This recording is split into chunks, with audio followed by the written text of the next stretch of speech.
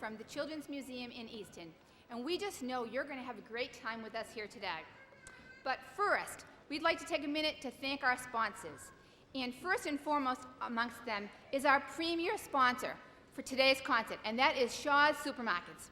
I don't know if Bernie, yes. Woo!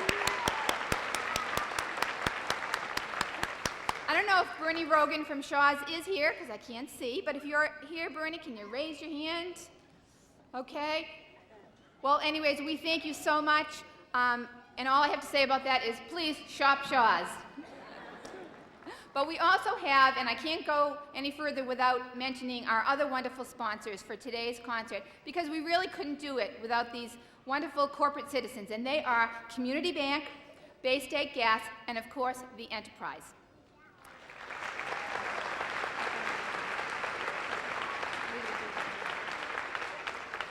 Now you know, today's concert is just for you kids, so it's okay if you want to wiggle and squiggle and tap your feet and bounce in your seat. It's really okay.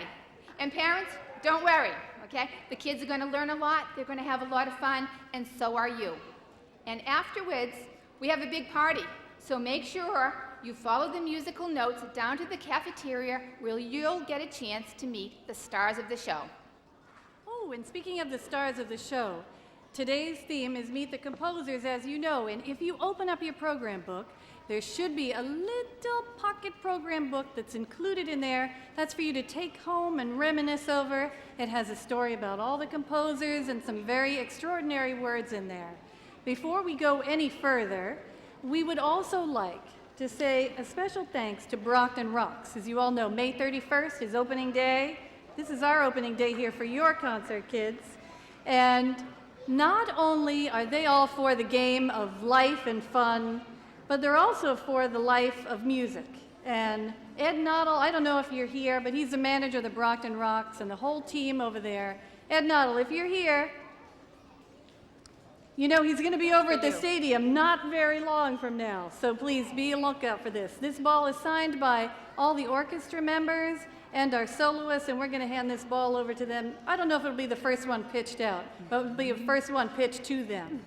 All right, and now, on with the show. Thank you. Take it away, Maestro. Let's start this show.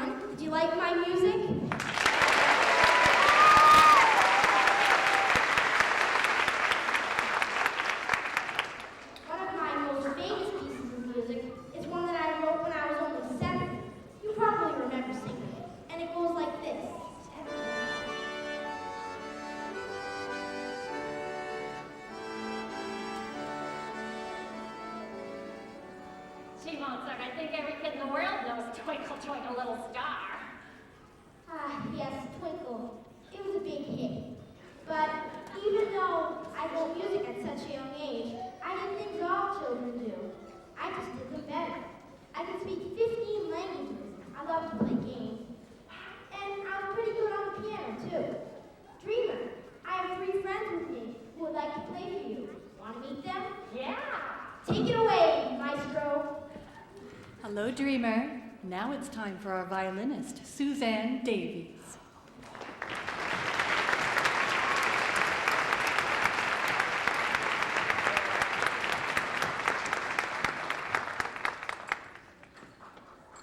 Hey, Suzanne, how you doing? I'm doing okay. So tell us, how old are you? 12, 12. So what grade is that? Is that 6th grade or 7th grade? 7th grade. And how long have you been playing the violin? Since I was 4 and a half. So, like 8 years. Good. Are there a lot of people that are 4 and a half here? Who's 4 and a half? I'm 8. Oh, good. You're 8. Oh, wow. Cool. So it's time for you guys to start too. And then in a few years, you'll be able to play like Suzanne, right? Have you worked really hard on this piece you're going to play today? How long have you been studying it? I'm not really sure. But a long time. Okay. And what's the name of the piece? Winter by Vivaldi. So this piece is like about really cold, like shivering and stuff like that? Yeah, basically. Great. Let's hear it. Winter.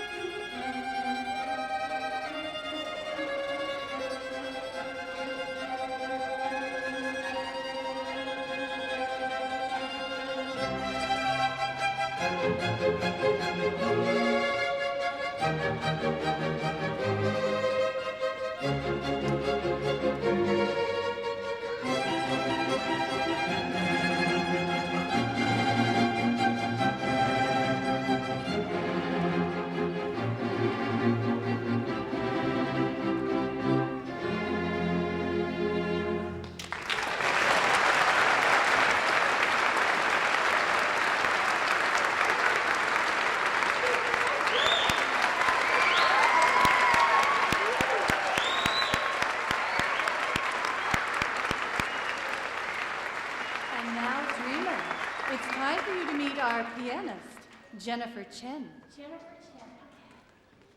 Hi, Jennifer.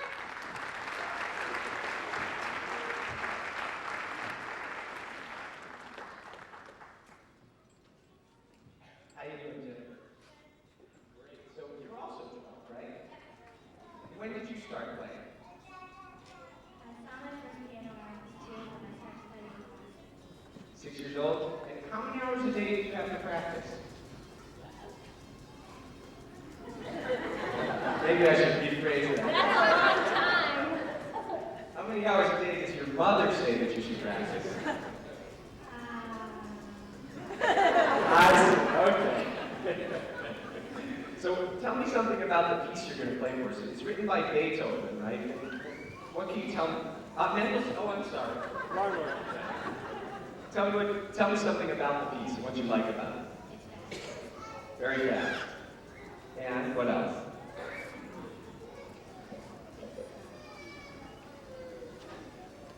Fast. Just fast. That's great. So you get to play lots and lots of notes all over the keyboard, right? Does it go all the way up to the top of the keyboard and all the way down to the bottom? No? But lots of notes. Great. I like lots of notes. All right. Let's hear it.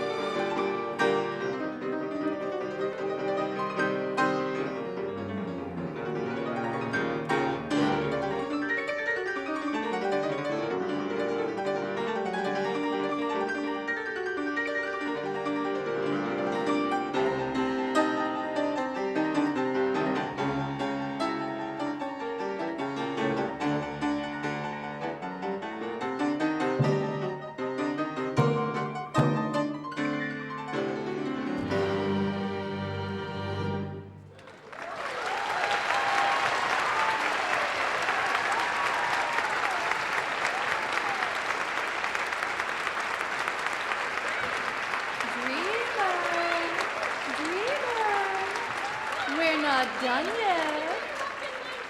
We're going to hear from pianist Indu Wang. Another piano player, Indu Wang! Oh my! Hi, Indu!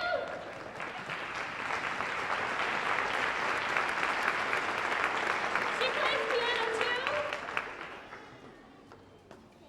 So now you're playing Beethoven, right? So can you tell me something about this piece? What's different about the Beethoven from, say, the Mendelssohn that we just heard, or the Vivaldi?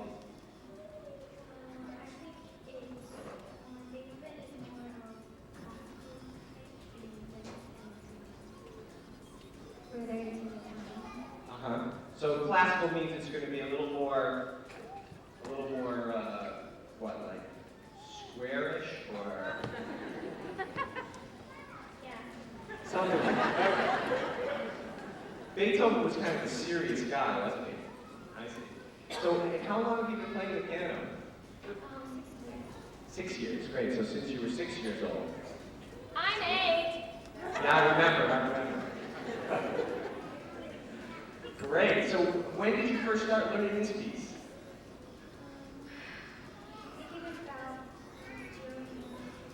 Great. Okay. Well, we look forward to hearing it. Let's go.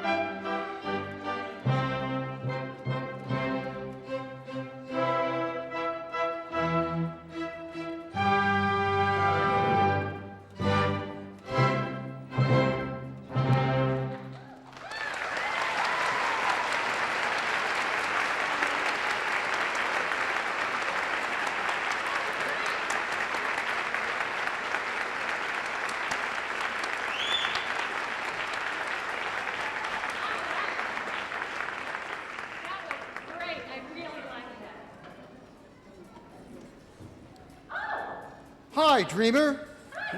We heard about this little musical party and thought we'd join you. I'm Johannes Brahms, and this is my lovely and talented friend, Clara Schumann. Well, now, we are a little more than friends. After all, I've spent years assisting and working with Johannes on his music. And I've had my own concert career and written quite a few beautiful pieces of my own. She is certainly right about that. But it is a pity that in our day, in the 1800s, most lady composers simply weren't recognized for their fine work. Ladies would have to be very patient until it became accepted that women, too, were equally talented musicians and artists. Maybe as talented as me. You know, Dreamer, some women actually used men's names just to get their work published. Speaking of talented, though, I bet that you'll all recognize one of Brahms's most famous pieces of music. It's a lullaby.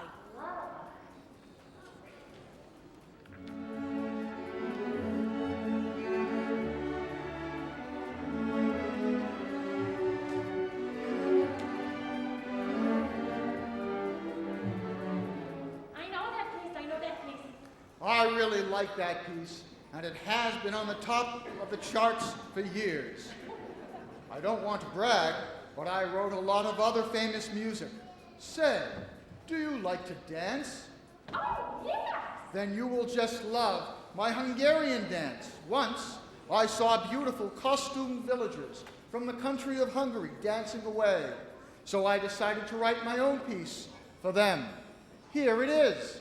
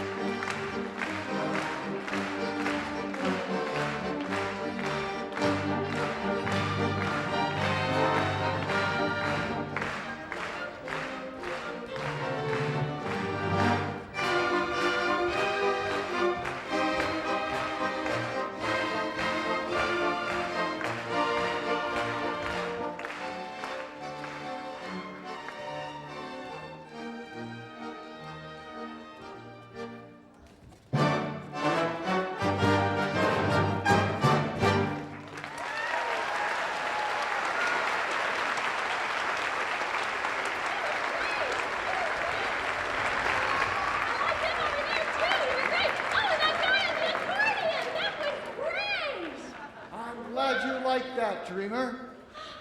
I can't believe how smooth that was. Well, would you look who is here? It's George Friedrich Handel. You look pretty good, old boy. And to think, you were born 200 years before me. Prune juice and mead, my friend. You ought to try some. Well, it is. It's true. It's my music that teaches you everything about good music. Rima, Yeah. these masters have some beautiful pieces under their belts. But you know that it is I who wrote the masterpiece that we all play and listen to every Christmas? Really? Everybody knows it. Would you like to hear it? Yeah, yeah, Let's yeah, see if yeah. you recognize it. Okay.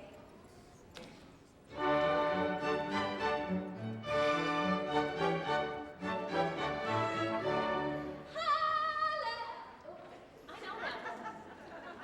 Thank you, Dreamer. But do you know I wrote lots of other music, too? You see, I love water. I love to swim in it. I love to watch the sunset over it and sail in it and skate on it when it's frozen. I love to solve Brockton's water crisis. But do you know what I love most about water? What?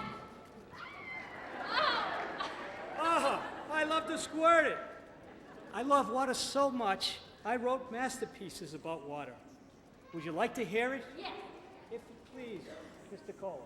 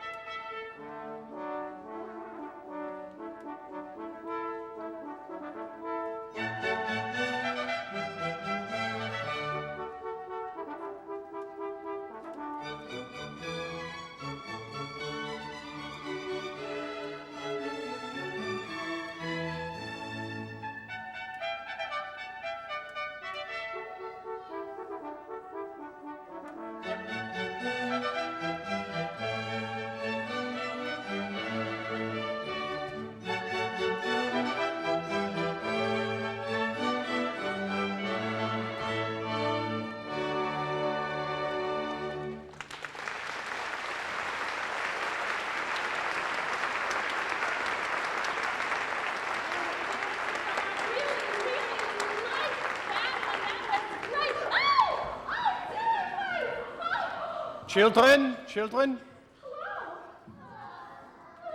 Sorry about that. We didn't mean to frighten you. All of my children wanted to meet you because they heard you like music so much. I do. These are really all your children? Why, yes. This is Johanna, Johanna, Johanna, Johann, Johann, Johann, Johann, Johanna, Johanna, and so on and so on. Yes. Did you know 5 of these children went on to become great composers too? Yes, and some of the other composers were bragging, but I don't think they can top this one. Did you know after I died, long after I died, the NASA Voyager spacecraft was sent up into space with 3 of my pieces of music as a sort of musical greeting card in case aliens found it. How about that? Pretty impressive. Well, my music wasn't always impressive, though. One time, have you ever tried to apply for a job, Dreamer? A job? No, I'm only like 8 years old. You look very mature for your age. Well, the reason why I ask is that one time I had to write a piece of music that was sort of, well, a job application. I wrote it for the royal court, only I didn't get the job. Yeah. Funny thing is, the music went on to become very famous anyhow. Now, maybe we can all ask the conductor to play the famous Brandenburg Concerto. All together now. Mr. Conductor! Please.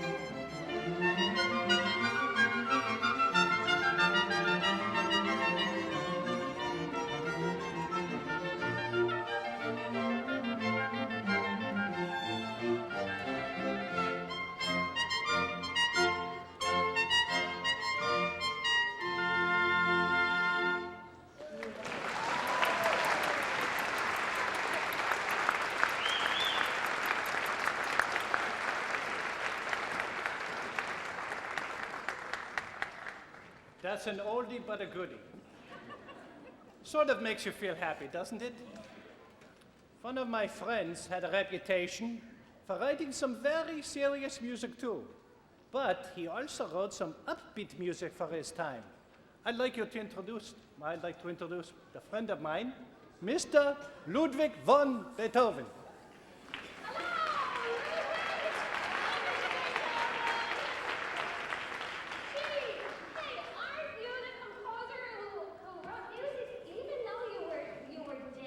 Yes, I guess you got the right one there. But I wasn't deaf all my life. No?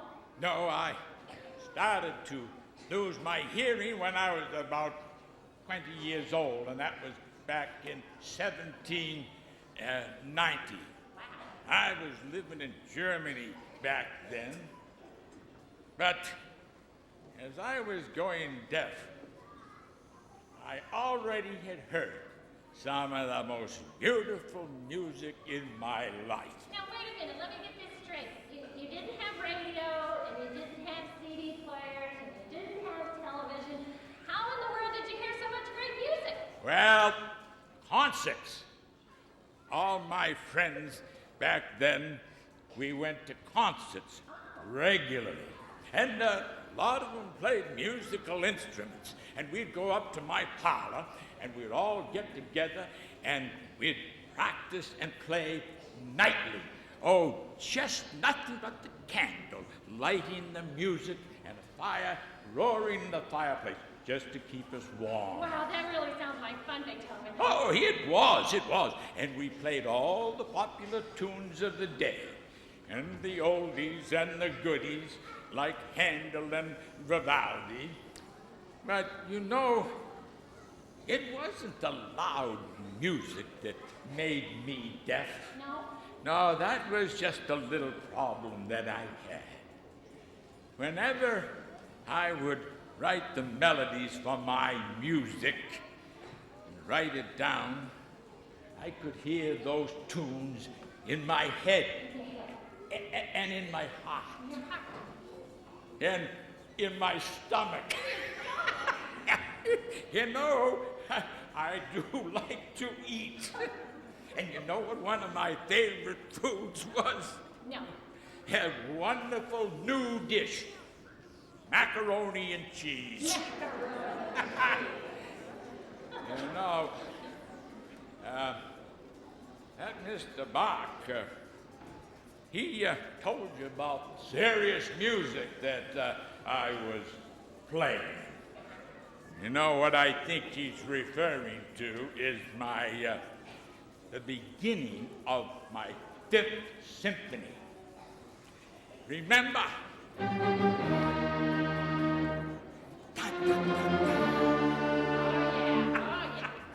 Ah, yeah, everybody knows that. But then I wrote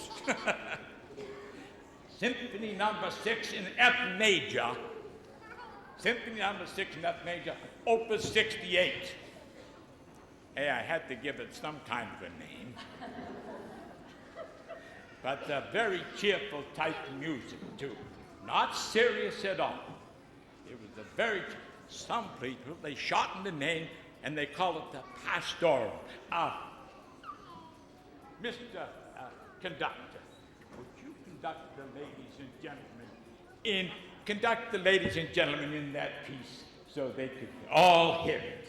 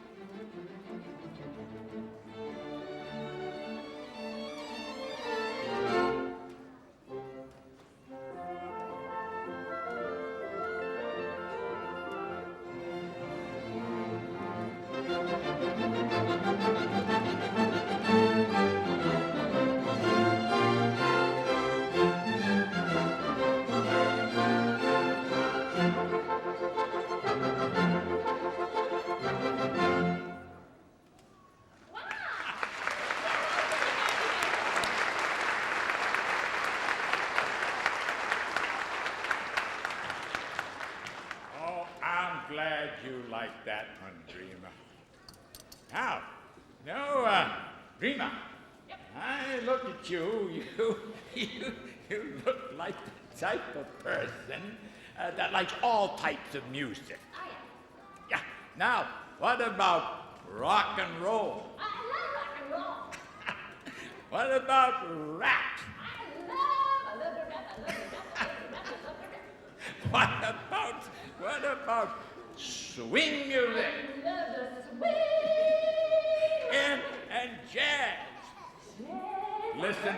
Listen to this. What about country and western? Yeehaw, country and western. And my favorite, ragtime. Hey, what the heck is ragtime?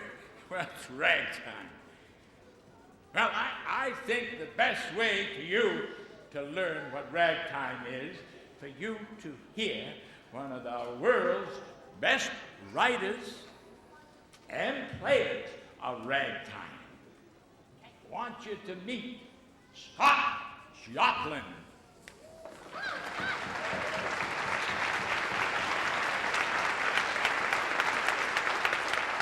Thanks, Ludwig. I'm honored that you like my music. Looks like I'm the youngest composer in the bunch today. I was born in 1868 in a little town in Texas.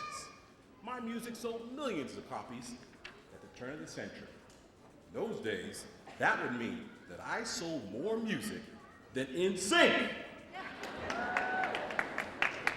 Back then, I made my living playing in St. Louis, Missouri, in what you might call a saloon.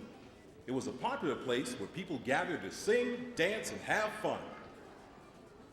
The hours were long, and the room was always smoky, as you can see. But I had lots of musical ideas when I worked, and one of them was called Tremendous, which has the distinction of being known as the first American opera. I'm real proud of that. Now, back to ragtime. Dreamer, do you like movies? Oh, I sure do. Well, they still use my music in movies when they want to portray the old days. They sometimes play it on an old, tinkly piano when they want to set the mood. A lot of my pieces were used in the movie The Sting, with that dashing duo of Robert Redford and Paul Newman. Before your time, dear. But I tell you, I would like you to hear one of my most famous pieces. It's called The Maple Leaf Rabbit. Where are you from, Dreamer? Where am I from? Brockton, Massachusetts. Brockton, Mass. Oh, good. Then you must have heard of the famous piano teacher and performer that I brought along to play it for you. Her name is Amy Friedman Corwin. Absolutely.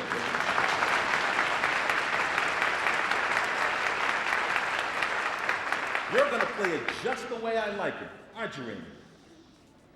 Take it away.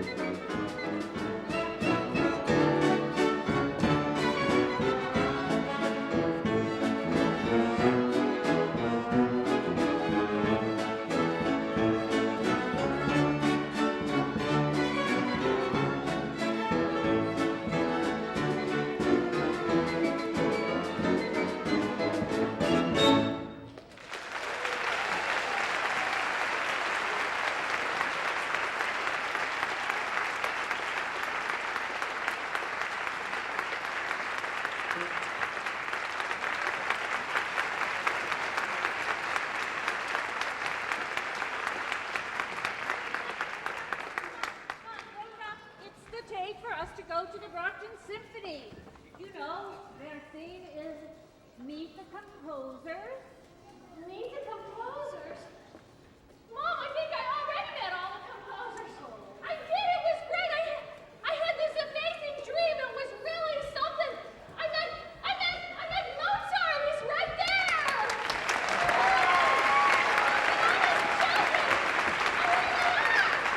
And I met Brock and Clara Schumann. There they are.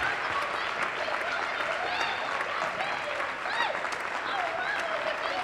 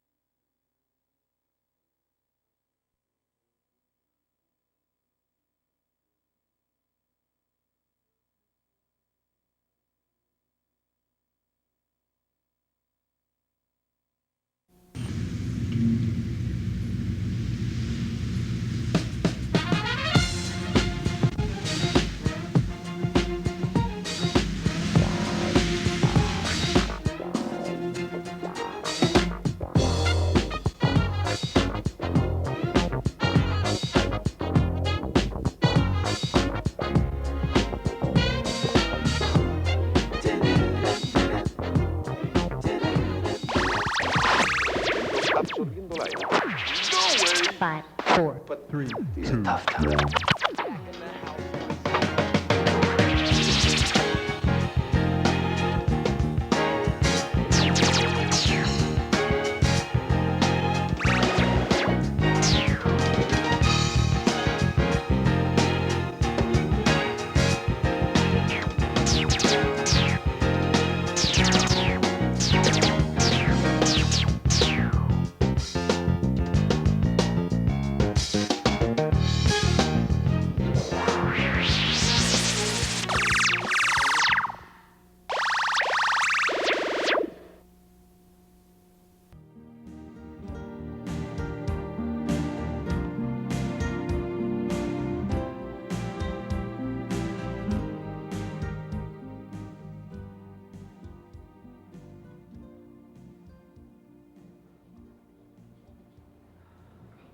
Well, I want to welcome you here today for our 90th Girl Scout birthday.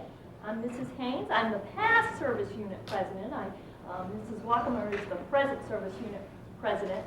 And I'm a troop leader here in the city. I want to welcome you. I want to thank you all for coming today.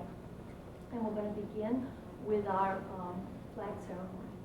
Okay? This is Taylor, and she's from Troop 368. Please stand for the flag of your country.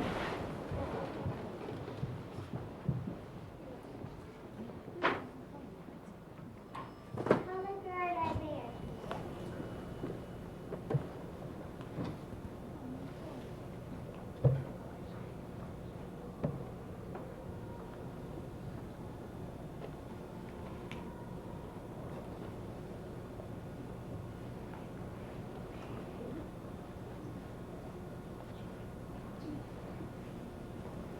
Please join me.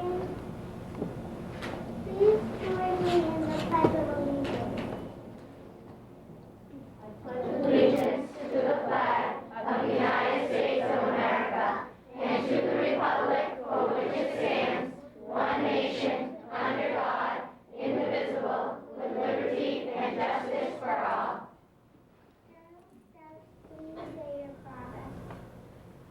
On my honor, I will try to serve God and my country, to help people at all times, and to live by the Girl Scout law. Color guard dismissed.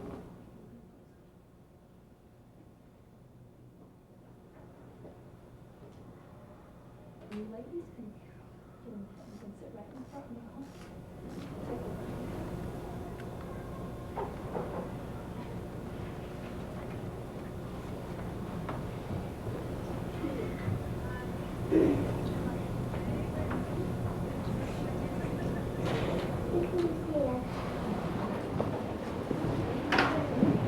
I think we should give the girls a nice We got troop members from Troop 368, 1216, Troop 507, 531, and what's your 547. Thank you so much for coming today. I wanted to have a show of hands for the different levels of Girl Scouting we have today. I had two little daisies over here who have been, they're in Troop 531, which is done by my troop, senior troop 507, and they said they were promised so beautifully, brought tears to my eyes over here. Can you raise your hand if you're a Daisy Girl Scout? Okay. Can you raise your hand if you're a Brownie Girl Scout? Can you raise your hand if you're a Junior Girl Scout? Can you raise your hand if you're a cadet? Okay. Can you raise your hand if you're a senior? We have all levels of Girl Scouts. And could you raise your hand if you are a leader or a co-leader? I'd like to give you all a hand.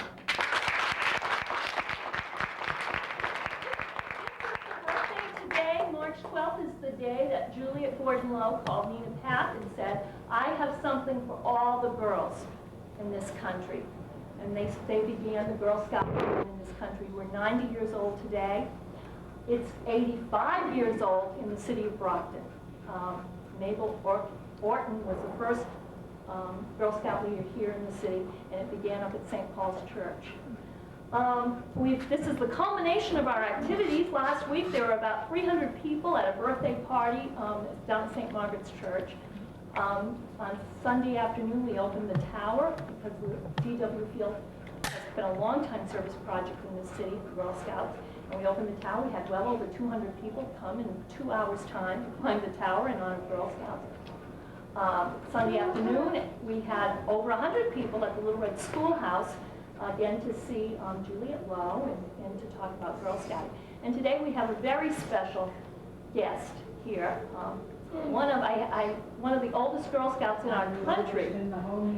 This is Alice McGee, and she's sitting right in the middle of the room. She was a Girl Scout. She was a Girl Scout leader, and there's the Mariner uniform. I thought had them for 3 years. Girl Scouts had a Mariner movement, and it was very short-lived, but it was here in Massachusetts very strong. Because the ones in one couldn't do the work that the ones on California and Massachusetts. That's right. We are. Yeah. So she is quite a dignitary. I would like to give her a hand.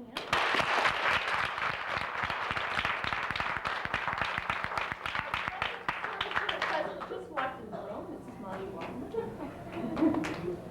And I would like to introduce David Farrell. He's in the back of the room, who helped us with our proclamation today. And I would like to introduce to you the City Council President, Mr. Michael Brady, who is going to make the proclamation.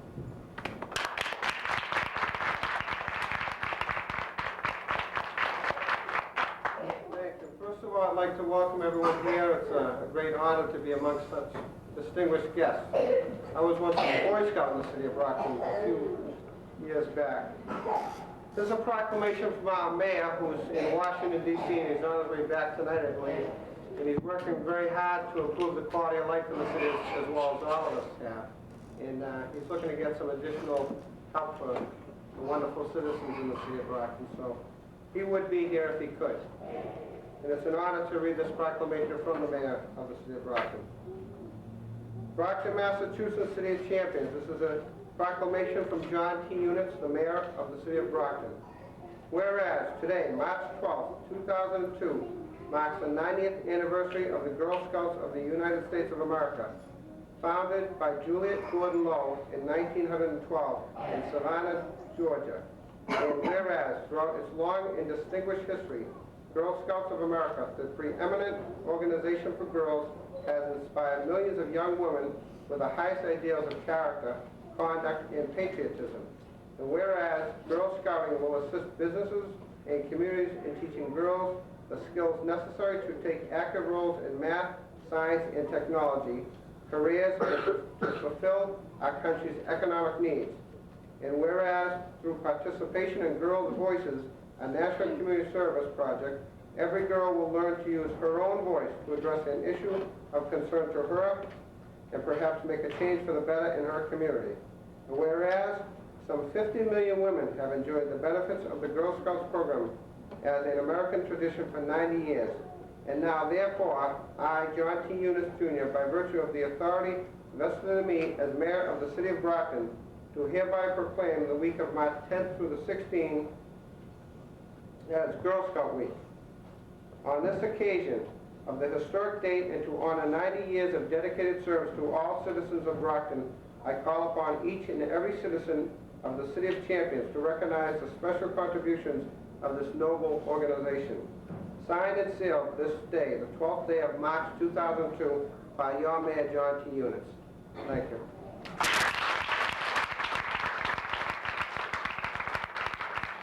I'd like to congratulate all of you here today for a great job done, and I wish you all the best of luck. Thank you.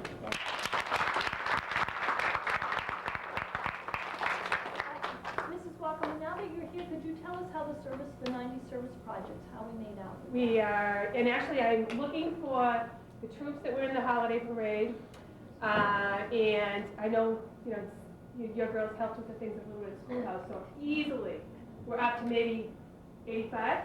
So 5 service projects the end of the year. service projects in our city so far. I think we need to give Since yourself September.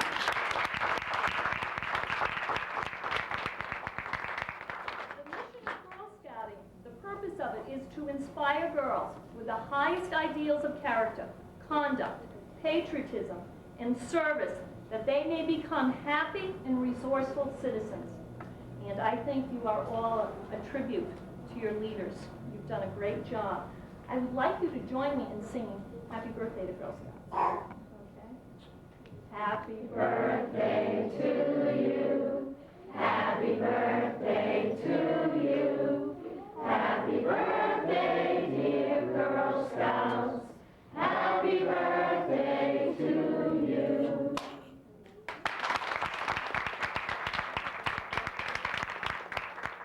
Would you like to say a couple of words to the girls? I see you have a picture out. Yes, he had us in Washington with 9 different troops.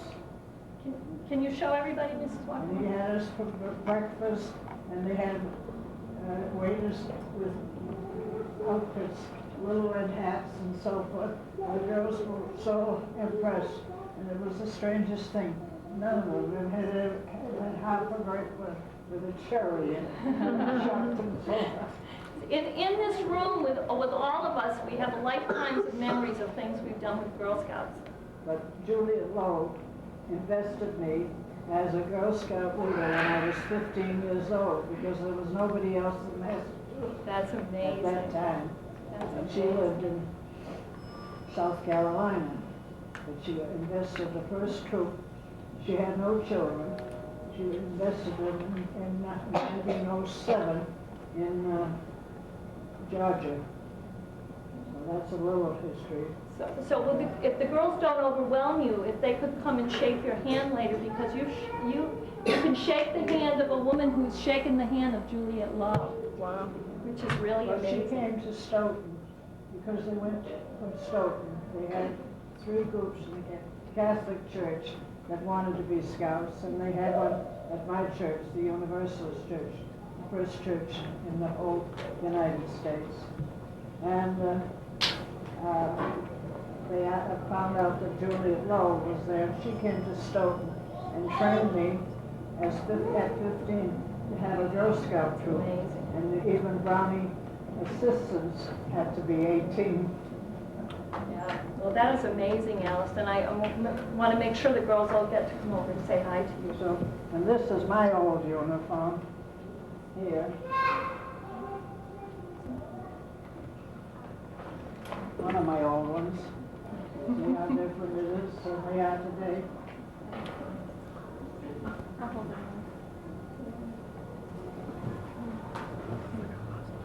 This is my Mariner uniform. Yes. Yeah.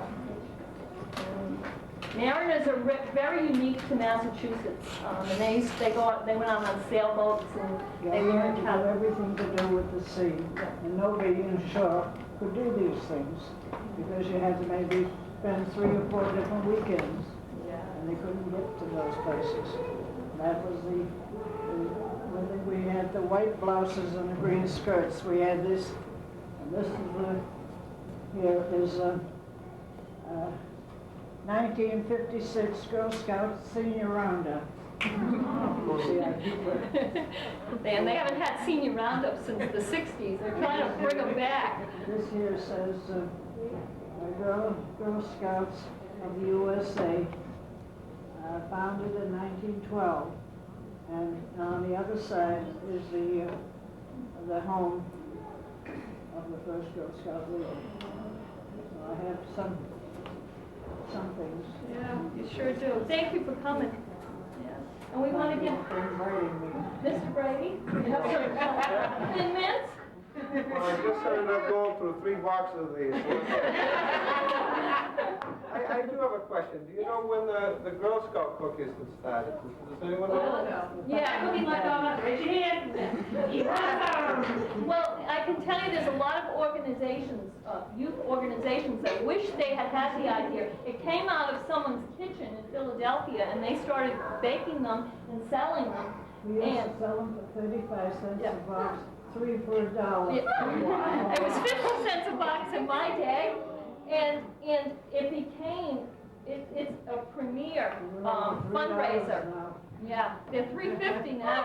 Like, oh, well, we will close our day with the way that many of us close our own meetings. We will sing Make New Friends, okay? The first verse, okay? Can everybody join me? Make new friends, but keep the old. One is silver and the other's gold.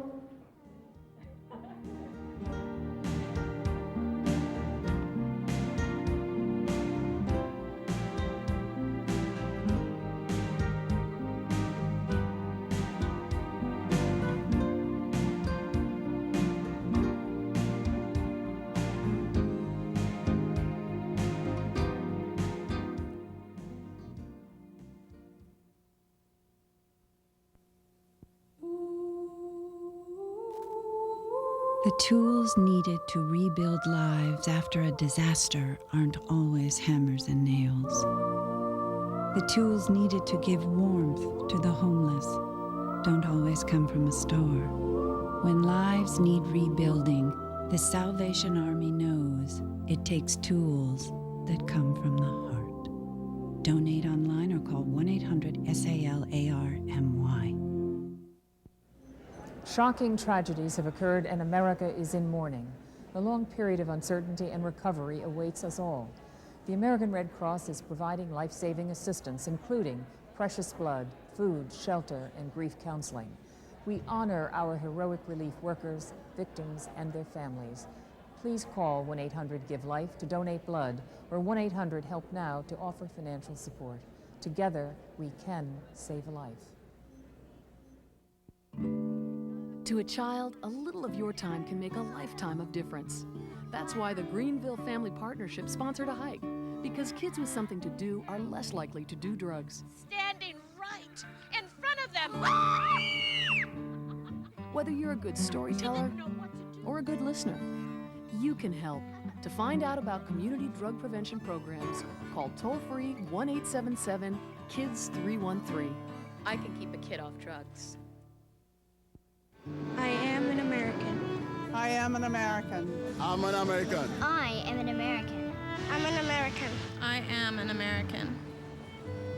I am an American. I am an American. I am an American. I am an American. I am an American. I am an American. I am an American. I am an American. I am an American. I am an American. I am an American. I am an American. I'm an American. I am an American. I am An American. I am an American. I am an American. I am American. I am America. I'm an American. I'm an American. I am an American. I am an American. I am an American. I'm an American. I am an American. I am an American.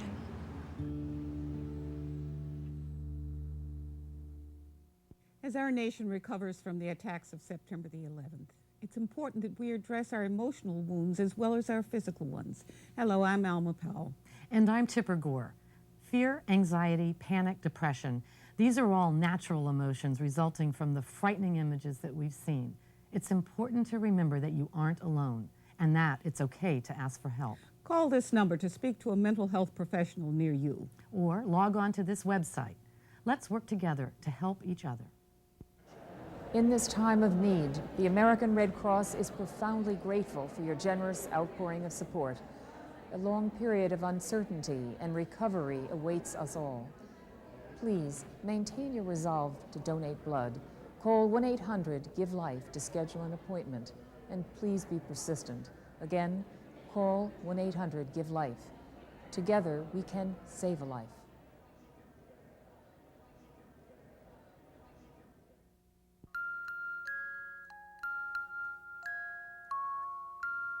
I'm sick of this. I'm sick of dealing with you. I'm sick of. I work 6 days a week. Who do you think you Stand are? up straight. Don't you ever talk back to me again! You just shut up! What are you crying about?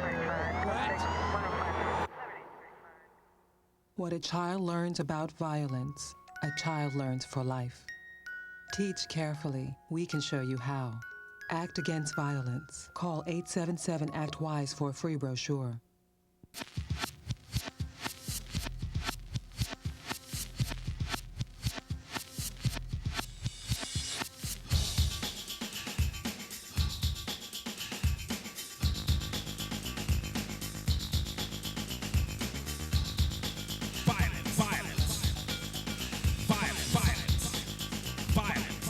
We're stronger than you.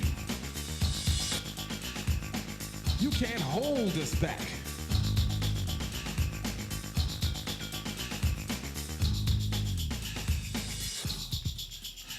Violence. We know what it takes to blow past you.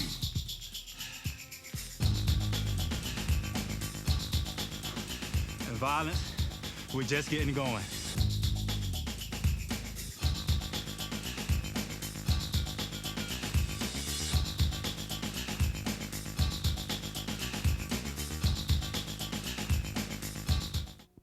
The tragedy of September 11th was meant to cause fear among all Americans, including our children.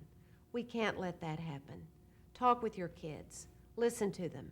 Tell them that they are safe and that they are loved. I am American. I am an American.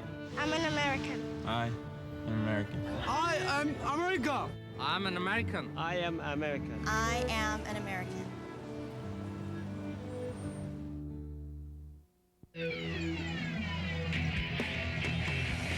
never know it on the battlefield, but nearly half of today's military are National Guard and reservists. However, they can't answer our nation's call without their employer's support. If you're an employer, visit esgr.org and find out how to do your part. After all, their response depends on yours.